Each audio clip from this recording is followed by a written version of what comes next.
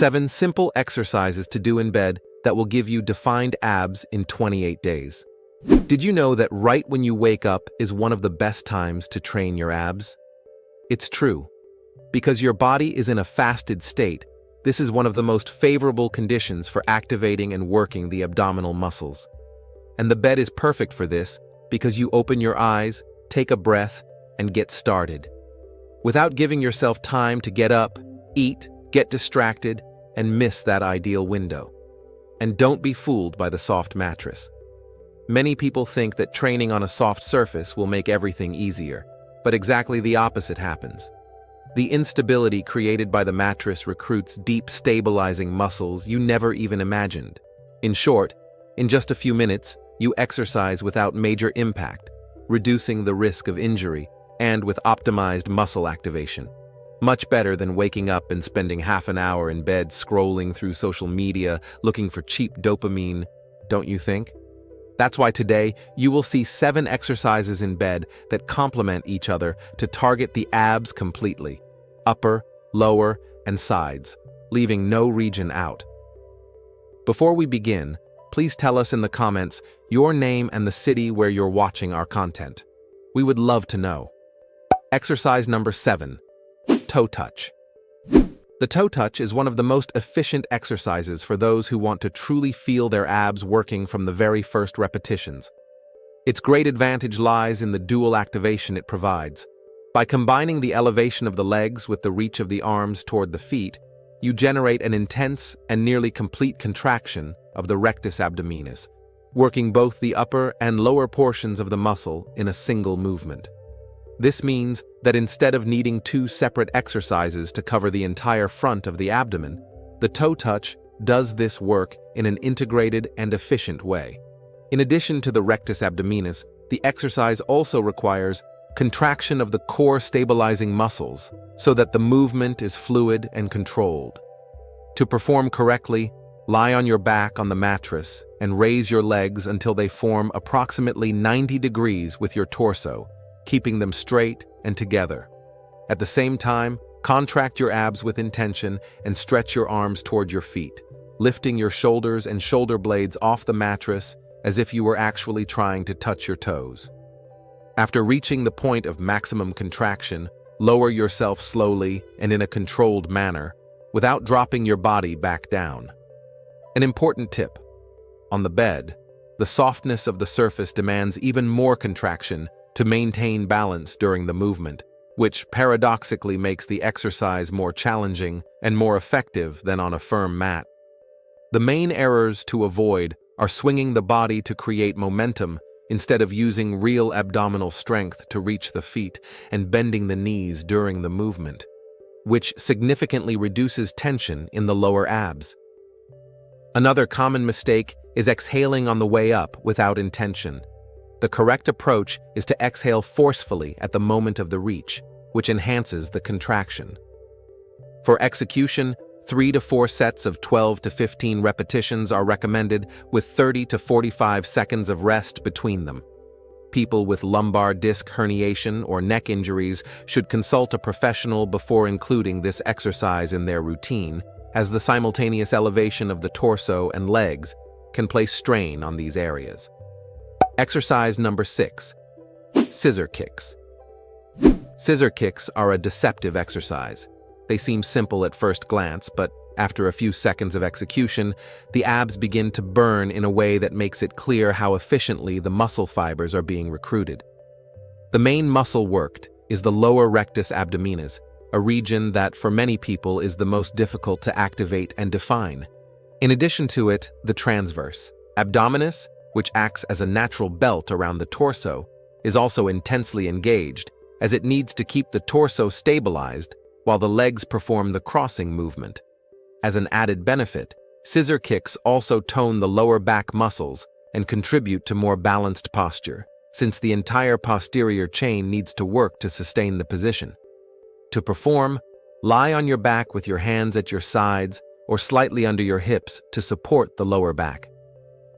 Raise your straight legs a few inches off the mattress and begin the alternating crossing movement. As one leg goes up, the other goes down, creating the pattern that gives the exercise its name. Keep your abs firmly contracted throughout and control your breathing rhythmically, exhaling with each cross. A valuable tip: if you feel your lower back arching excessively and forming a large curve between the lower back and the mattress, raise your legs a little higher to reduce the leverage and strain. The main errors to avoid are letting the lower back lift too far from the mattress, moving the legs too quickly without controlling the contraction, and relaxing the abs between repetitions. The pace should be moderate and consistent. 3 sets of 30 to 45 seconds of continuous execution are recommended, progressively advancing to 1 minute per set as endurance increases. This exercise is contraindicated for people with acute lower back pain or untreated disc herniation, and should be replaced by versions with greater lower back support. Exercise number 5. Bicycle crunch. Considered by many exercise physiology experts to be one of the best abdominal exercises, the bicycle crunch is a complete combination that simultaneously activates the rectus abdominis, the external and internal obliques, and also requires stabilization of the entire lower back structure. What makes this exercise particularly valuable is precisely the combination of the pedaling motion with the legs and the rotation of the torso. While the legs alternate in a pedaling pattern, the torso rotates to meet each approaching knee, generating an intense and functional contraction of the obliques. In daily life, this lateral musculature is essential for rotational movements, such as turning to grab something from the back seat of a car or twisting the torso during a walk. On the bed, the mattress causes the torso to sink slightly with each simulated pedal stroke, which demands extra contraction and additional recruitment of the deep stabilizing muscles. To perform, lie on your back, raise your legs to approximately 90 degrees, and position your hands behind your head with your elbows wide open to the sides. Begin the movement as if pedaling an imaginary bicycle. As you bring your right knee toward your torso, bring your left elbow toward it by performing a real rotation of the torso, not just the shoulder. Alternate sides continuously, keeping your abs contracted and your lower back in contact with the mattress. The main errors to avoid are speeding up too much to complete more repetitions in less time, rotating only the elbow without truly rotating the torso, and pressing the chin against the chest, which can create tension in the neck. The quality of each repetition is worth far more than the quantity. Perform 3 to 4 sets of 15 to 20 repetitions per side with 30 seconds of rest between sets. People with cervical problems should perform the exercise with their hands flat behind their head, without pressing on the neck, or consult a professional before including it in their routine. Before we continue, don't forget to subscribe to the channel and activate the notification bell. Having constant access to science-based information is what will help you progress with health over the long term in the world of exercise. Exercise number 4, side crunch. If the previous exercises focused on the front of the abdomen, the side crunch comes to fill a gap that most abdominal routines ignore: the sides. The obliques, both external and internal, are responsible for the diagonal lines that frame the core and give that worked abdomen look, even when the belly is not completely defined. The benefit of the side crunch lies precisely in the direct and isolated activation of this region that frontal exercises rarely manage to work efficiently. A laterally strong core also improves balance and stability in virtually all everyday movements, and contributes to protecting the lumbar spine in situations involving lateral bending, such as carrying bags or practicing sports. To perform, lie on your side on the mattress with your legs slightly bent and stacked on top of each other. Position one hand behind your head and use the opposite arm resting in front for balance. Using exclusively the strength of your obliques, lift your torso laterally as if trying to bring your elbow toward the hip on the same side. The range of motion does not need to be large. What matters is feeling the contraction on the side of the abdomen. After completing the number of repetitions on one side, turn over and repeat on the other. The main errors to avoid are using the momentum of the supporting arm to lift yourself instead of contracting the obliques and twisting the torso forward during the movement, which turns the side crunch into an oblique crunch and loses the lateral focus. Keep the movement clean and restricted to the lateral plane. Perform 3 sets of 12 to 15 repetitions per side with 30 seconds of rest between side changes. There are no specific severe contraindications for this exercise, but people with hip or lumbar spine injuries should perform the movement with a reduced range of motion. Exercise number 3. Plank. The plank is possibly the most universally accessible and most complete core exercise that exists. Its great power lies in its isometric nature. You hold your body in a static position that demands simultaneous contraction of all layers of the abdominal muscles, from the more superficial rectus abdominis to the deeper transverse abdominis, passing through the obliques, back muscles, shoulders, and glutes. It is the kind of exercise that does not lie. If any one of these groups gives way, the body loses alignment and the exercise loses effectiveness. And on the bed, this challenge is even greater. The deformation of the mattress under the forearms and feet creates constant instability that forces the stabilizing muscles to work non-stop to keep the torso aligned. Regular practitioners who include the plank in their daily routine frequently report improvements in posture and reduction of lower back pain within just a few weeks. To perform, lie face down and position your forearms parallel on the mattress with your elbows directly below your shoulders. Rise onto the balls of your feet and lift your body off the mattress until you form a straight line from your heels to your head. Contract your abs with intention, squeeze your glutes, and keep your gaze directed downward, slightly in front of your fists. Breathe in a controlled manner throughout the hold. The main errors to avoid are letting the lower back sag and form an arch downward, which overloads the spine, raising the hips too high and removing emphasis from the abs, and holding your breath, which increases internal pressure and reduces the duration of the hold. Begin with 3 sets of 20 to 30 seconds and progress gradually until reaching 1 minute per set. People with wrist injuries may rest on flat hands instead of forearms. Those with high blood pressure should consult a doctor beforehand, as isometric exercises can momentarily raise blood pressure during execution. Exercise number 2. Oblique crunch. The oblique crunch is frequently confused with the bicycle crunch, but there is a fundamental difference that completely changes the muscle activation profile. In this exercise, the feet remain resting on the mattress with the knees bent, which reduces the demand for motor coordination and makes the movement more accessible, especially for beginners. This does not mean it is less effective.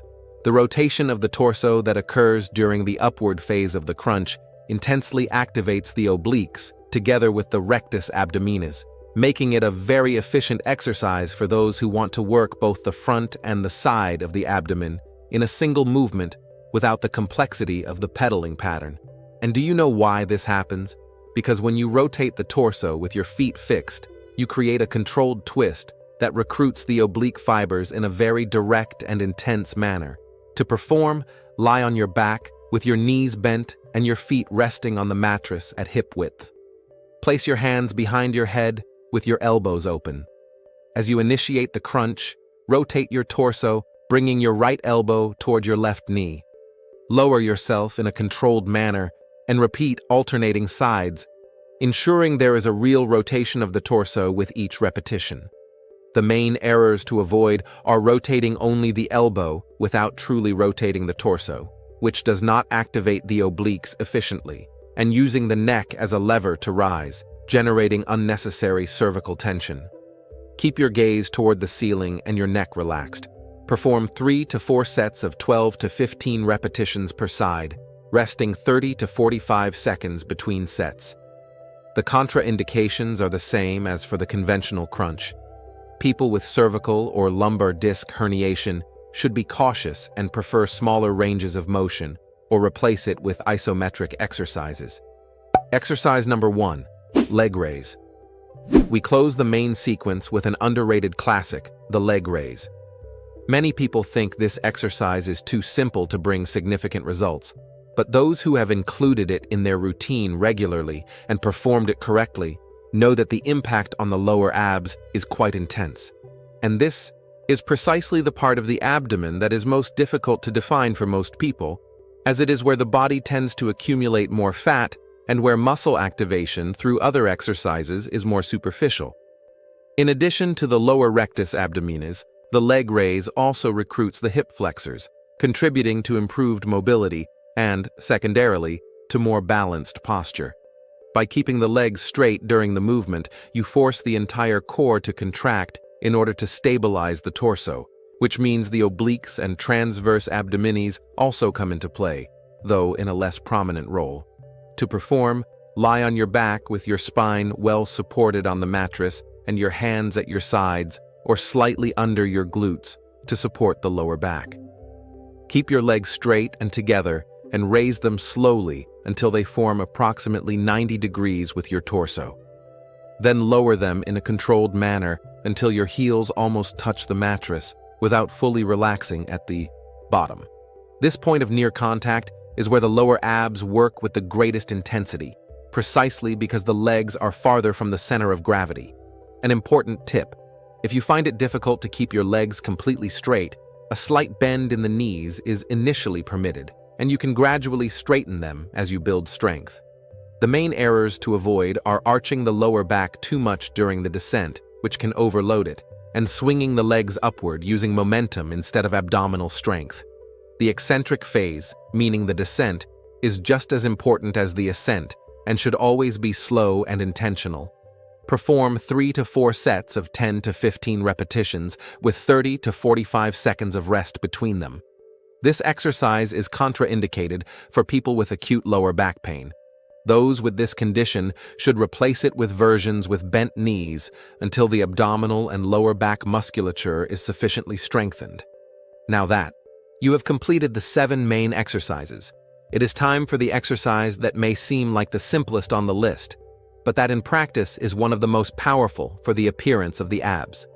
Bonus exercise: lying vacuum. While all the other exercises on this list work the abdominal muscles dynamically, with contractions and movements, the vacuum acts on a completely different layer: the transverse abdominis, the deepest muscle of the core. It is responsible for keeping the belly naturally contracted, like an internal belt that supports the organs and defines the contour of the abdomen even at rest.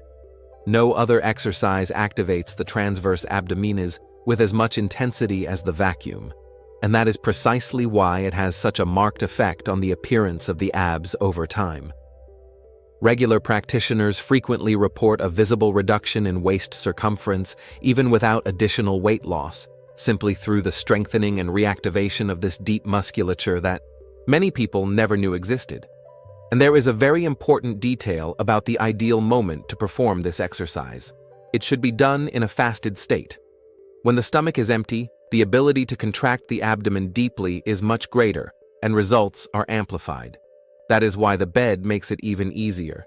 You wake up and do it before even getting up to eat something. There is no easier excuse to eliminate than that. To perform, lie on your back with your knees bent and your feet resting on the mattress. Exhale all the air from your lungs completely, and then draw your navel toward your spine as if you were trying to press your belly against your back. Sustain this deep contraction for 15 to 30 seconds, breathing very softly and shallowly during the hold. Relax, inhale normally, and repeat. The main errors to avoid are holding your breath completely, which generates unnecessary tension and prevents a longer hold, and contracting only the surface of the abdomen without truly drawing the navel toward the spine, which does not activate the transverse abdominis with the necessary depth. Perform 3 to 5 repetitions, sustaining each one for 20 to 30 seconds, progressively advancing to up to 60 seconds per contraction. People with a history of respiratory or cardiovascular problems should consult a doctor before practicing exercises with intentional breath control. If you enjoyed this and also want to discover exercises in bed to ensure your legs never lose their strength, we have left a video appearing on screen right now showing each one of them in detail. Make sure to check it out. Thank you for watching all the way through, and God bless you, my friend.